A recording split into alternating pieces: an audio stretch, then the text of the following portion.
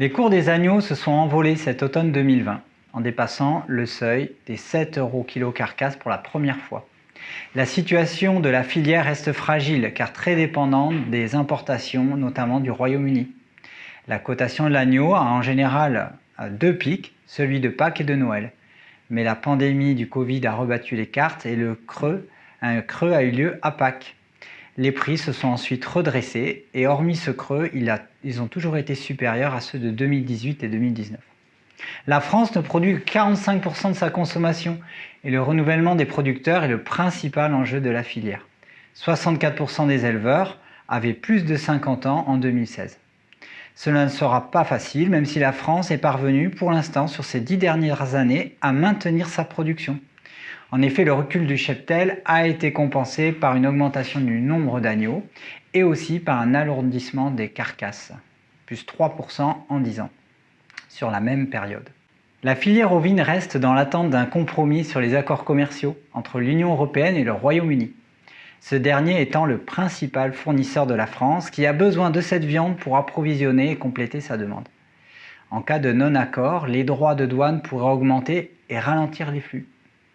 Concernant la Nouvelle-Zélande, la Commission européenne est toujours en train de négocier le volume de contingent à droit de douane nul. Dépendre de ce pays serait dangereux car le produit est abattu et transformé en Nouvelle-Zélande, ce qui ne génère aucune valeur ajoutée en France.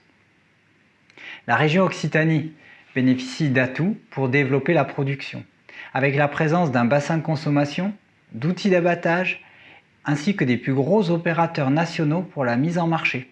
Elle possède aussi des labels reconnus depuis plusieurs décennies et surtout un maillage important de techniciens qui permet aux producteurs d'être accompagnés et performants sur le plan technique. Les résultats techniques sont toujours le facteur qui fait la différence. En s'appuyant sur ce contexte de marché favorable, la filière doit poursuivre ses efforts pour assurer le renouvellement des générations. On observe au niveau national, notamment dans des zones intermédiaires, des témoignages de diversification d'agriculteurs dans cette production au vin-viande. C'est le cas de céréaliers ou d'éleveurs d'autres élevages à l'origine.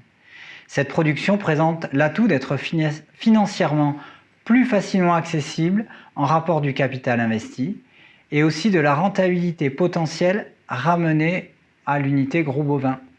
On peut ainsi valoriser des surfaces à faible potentiel ou imaginer des compléments avec d'autres ateliers. Le facteur travail est à bien prendre en compte également. Les investissements dans des matériels spécifiques de contention ou de manipulation ne sont pas négligés et la conception des bâtiments, des installations techniques sont à bien raisonner afin de faciliter l'organisation et le temps de travail.